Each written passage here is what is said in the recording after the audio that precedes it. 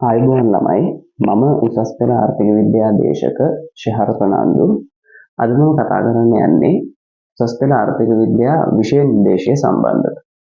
ඒ නිසා ඔයගොල්ලන්ට ලොකු වැදගත්කමක් වෙයි ඇත්තටම විෂය නිර්දේශය සම්බන්ධව හරි විදිහට දැනගෙන සිටීම.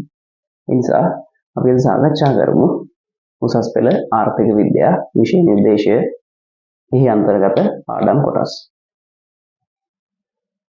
උසස් පෙළ ආර්ථික විද්‍යා විෂය නිර්දේශය ගත්තම මේක ප්‍රධාන වශයෙන් අපිට බෙදන්න පුළුවන් 12 ශ්‍රේණිය සහ 13 ශ්‍රේණිය වශයෙන්.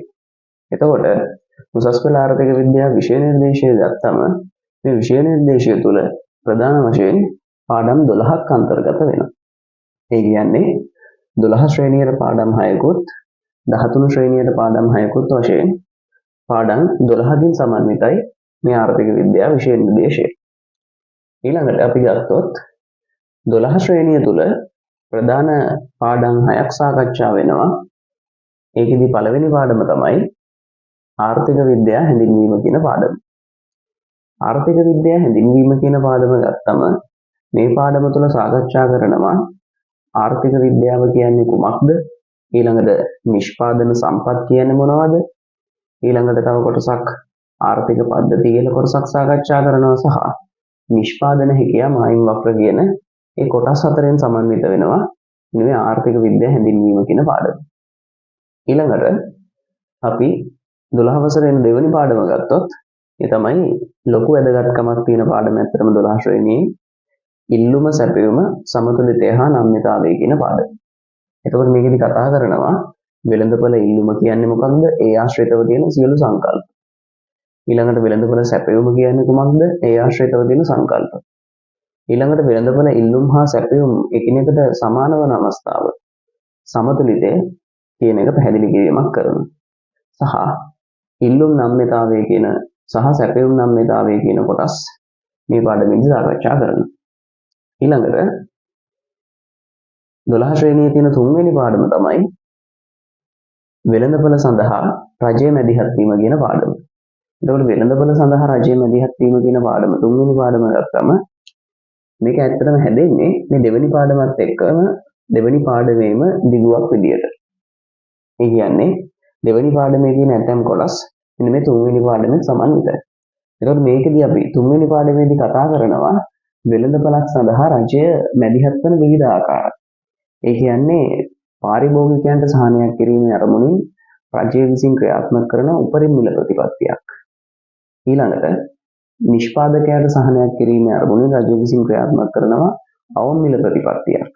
ඒ නිසා උපරිම මිල ප්‍රතිපත්තිය සහ අවම මිල ප්‍රතිපත්තිය සම්බන්ධව දීර්ඝව ප්‍රස්ථාර සටහන් සහ ගණිතමය ආකාරයෙන් සාකච්ඡා කිරීමක් තුන්වෙනි පාඩමේදී කරනවා.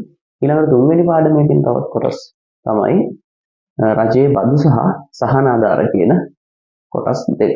ඊළඟ රජයේ බදු සහ සහන ආධාර කියන කොටස් මේ තුන්වෙනි පාඩමේදී සාකච්ඡා කරනවා. සහ අවසානයේ මේ තුන්වෙනි පාඩමේදී සාකච්ඡා කරනවා කෘෂි කාර්මික භාණ්ඩවල මිල ගණන් වෙනස් වීම කියන කොටස. ඒ නිසා අන්න ඒ කොටස් වලින් තමයි තුන්වෙනි පාඩම ගත්තම සමන්විත වෙන්නේ. ඊළඟට හතරවෙනි පාඩම ගත්තම මේ හතරවෙනි පාඩමත් ඉතා වැදගත් පාඩමක්. ඒකෙදී අපි කතා කරනවා නිෂ්පාදනය සම්බන්ධව. සහ මේ නිෂ්පාදනයේදී දරන්න වෙන විවිධ පිරිවැය වර්ග. ස්ථාවර පිරිවැය වෙන්න පුළුවන්, විචල්්‍ය පිරිවැය වෙන්න පුළුවන්. අන්න ඒ වගේ විවිධ පිරිවැය වර්ග දරන්න. අන්න ඒ සම්බන්ධව සාකච්ඡා කරනවා. සහ රටක් ඇතුළේ ඉන්නවා වෙළඳපළ ව්‍යුහ කියලා වෙළඳපළවල් කොටස් 4ක්. අන්න ඒ වෙළඳපළ ව්‍යුහ සම්බන්ධව සහ ඒ වෙළඳපළ ව්‍යුහ වලට සාධක සපයන සාධක වෙළඳපළ සම්බන්ධව මෙන්න මේ හතරවෙනි පාඩමේදී සාකච්ඡා කරනවා. ඇත්තටම මේ 12 ශ්‍රේණිය තුල තියෙන 1 2 3 4 කියන පාඩම් හතර අපි ගත්තොත් ඒ පාඩම් හතර අයිති වෙන්නේ සූක්ෂම ආර්ථික විද්‍යාව කියන පාඩම් වලට. ඇත්තටම ආර්ථික විද්‍යාව විෂය නිර්දේශය ගත්තම සූක්ෂම ආර්ථික විද්‍යාවයි සාර්වාර්ථික විද්‍යාවයි කියන කොටස් දෙකකට බෙදෙනවා.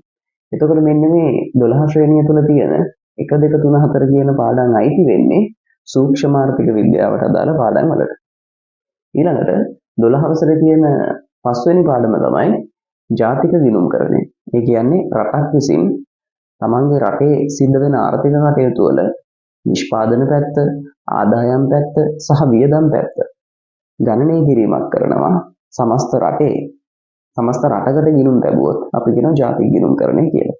අන්න ඒ සම්බන්ධව පුළුල්ව සාකච්ඡා කරනවා මෙන්න මේ ජාතික ගිණුම්කරණය කියන පාඩම යටතේ.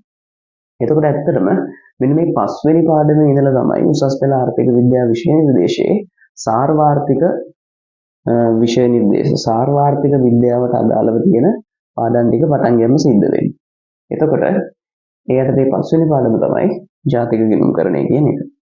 ඊළඟට මෙන්න මේ ජාතික ගිණුම්කරණය හා බැඳුණු තවත් පාඩමක් තමයි හා බැඳුණු සාර්වාර්ථික සමතුලිතය කියන එක.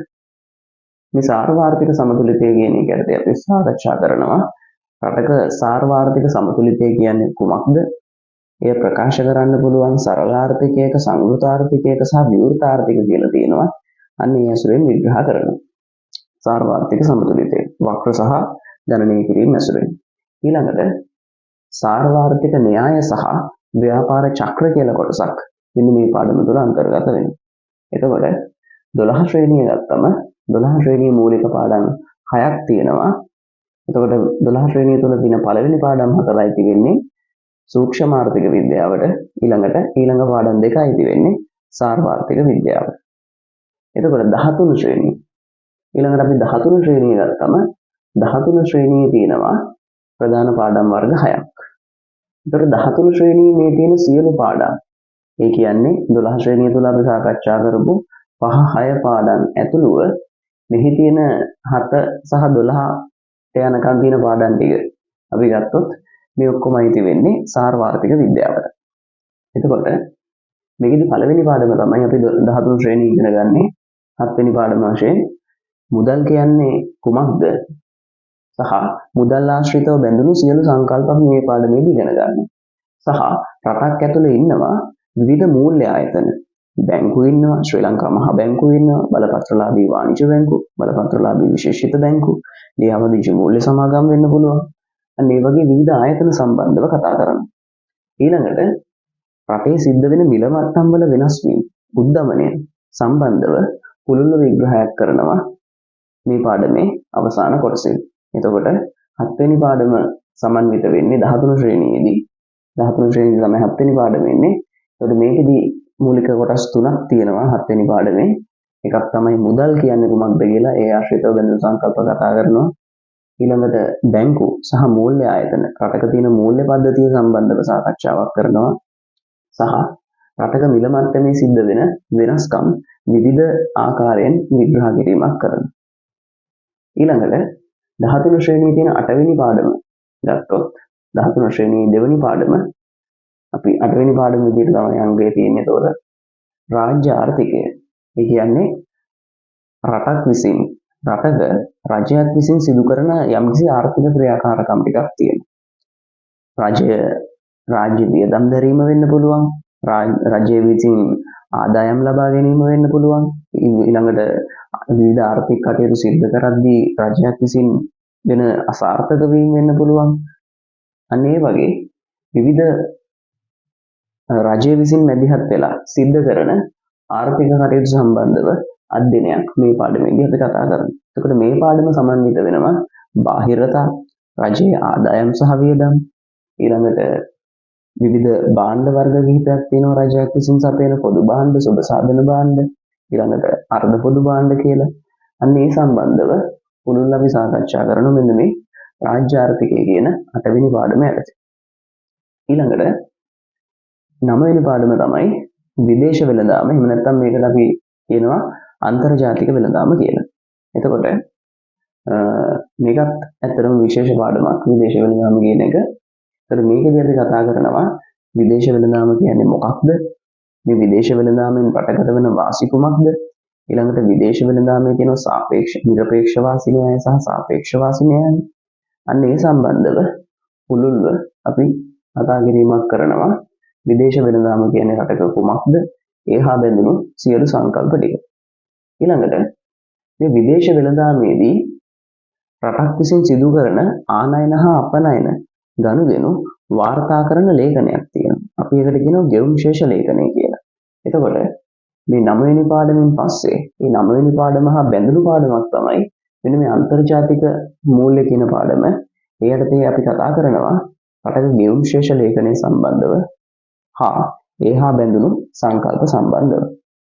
ඊළඟට 11 වෙනි පාඩම ගත්තම 11 වෙනි පාඩම අපි කතා කරනවා රටක ආර්ථික වර්ධනය කියන්නේ මොකක්ද?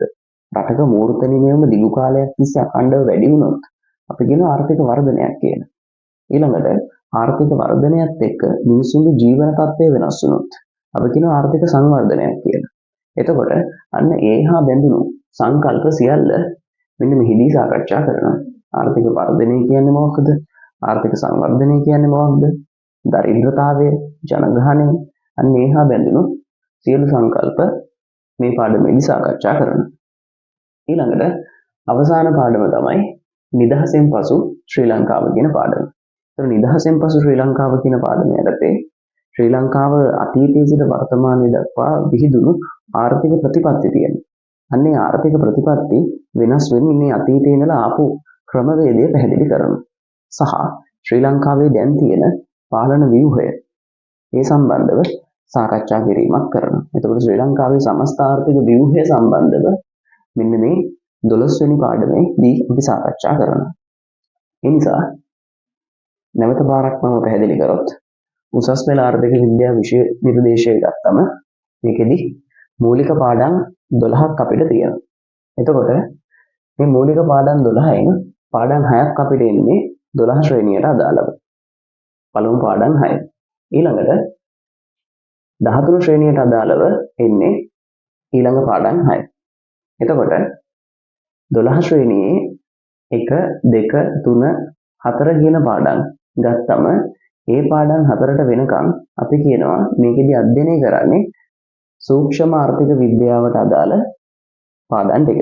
ඒ කියන්නේ මයික්‍රෝ ඉකොනොමික් කියන පාඩම් වලට අදාළ පාඩම් ටික තමයි මෙන්න මේ 4ට වෙනකන් තියෙන්නේ.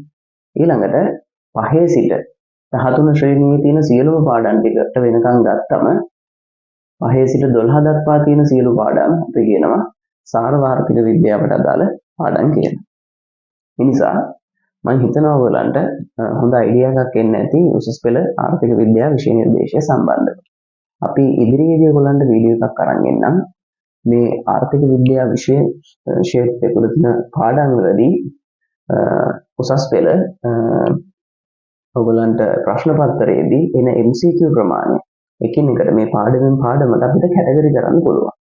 ඒ නිසා ඒකේ තියෙන MCQ ප්‍රමාණය සහ ස්ට්‍රක්චර්ඩ් ටෙස්ට් ලියන ප්‍රශ්නවලට මේ ප්‍රශ්නවලදී කුමන ප්‍රශ්නෙන්ද මේ ප්‍රශ්නාංක එන්නේ කියන ඒ විස්තරය ඊළඟ වීඩියෝ එකේදී අපි ගේන්න බලාපොරොත්තු වෙනවා.